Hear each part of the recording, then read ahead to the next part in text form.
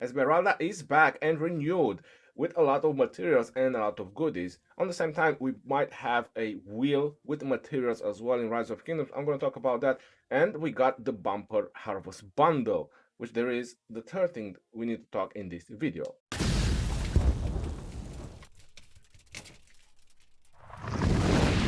Hello everyone and welcome back to another Rise of Kingdom video. My name is Legend Ronnie and today we found about Esmeralda in Kingdom 1002. They usually get the things way faster than the rest of the kingdoms for the purpose of testing the probability that we're gonna get, and I'm just letting you know that the legendary materials is gonna have the lowest probability. That's 2% chance and 3% chances.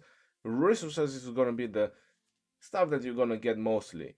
The speed ups also have a very high chance, 10%, 10%, 10%, and then you have the other equipment materials. Over here on the right side, we have the rewards. So you can get quite a decent amount of materials.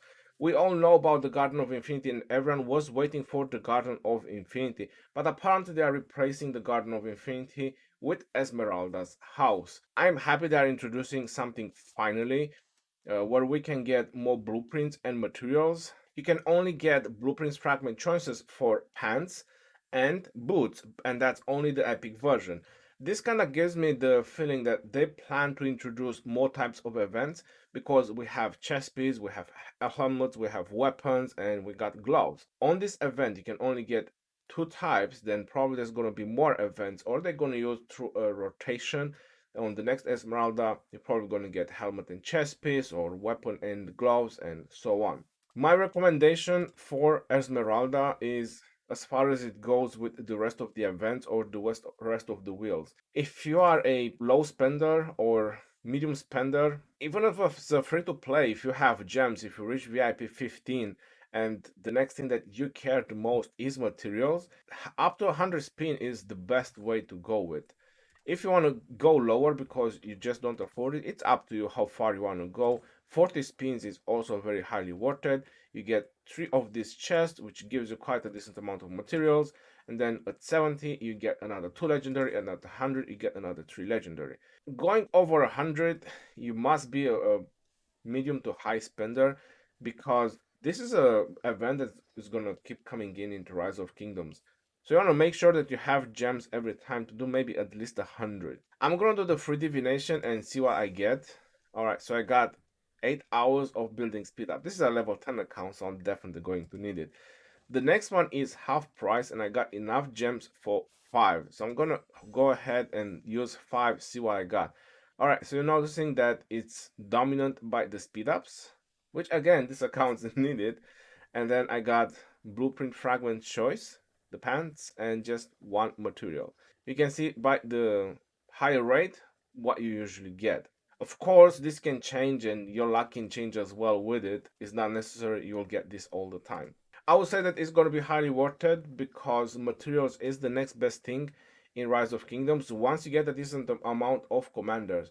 One problem that everyone has and everyone should be concerned about is materials. I personally am stopped spending on the wheels with commanders. I'm not spending my gems anymore on those because I'm a 23 max legendaries. Alright, so I have a good reason why I shouldn't. But once you get to a decent amount of max legendaries, you want to be concerned more on materials and having equipment rather than keep working on more commanders. This is the wheel, or at least the picture with the wheel that I got. Someone sent it to me. If you're noticing, is in Chinese. That's because if you didn't know, there is 2 versions of the game. So Rise of Kingdoms in China, it's one version of the game. Rise of Kingdom for the rest of the world is another version of the game. I think you can play it with VPN, if I'm correct. You can get access and you can probably see these wheels. It's not 100% that what they get, we will get. They usually get things way faster than we do. Probably in the near future, we might get it as well. And if you notice in this wheel, it's the helmet option that you can get on this wheel.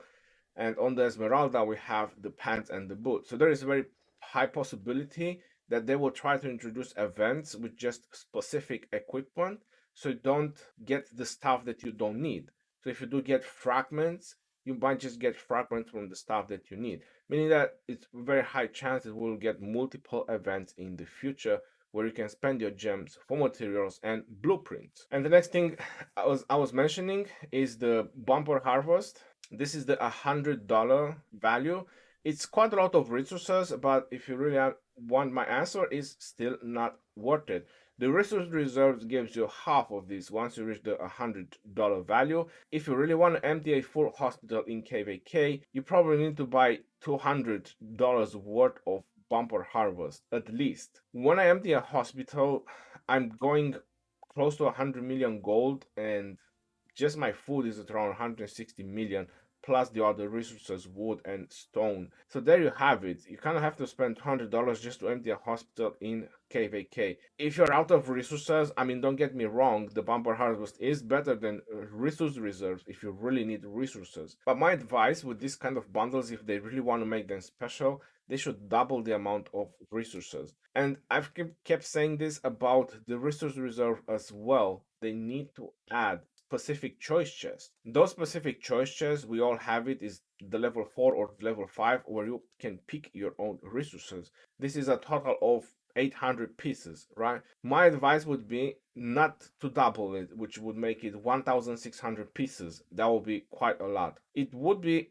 better if they would just add, let's say, 1200 boxes, or maybe even 1000 boxes, but let people choose the stuff that they need. If they do it about 1200 boxes and someone fully purchase the bumper harvest, they will get approximately 1 billion gold. So that wouldn't sound that bad. But the way it is right now, if you fully purchase the bumper harvest, you're probably going to get around 300 million gold, give or take. Is it highly worth it?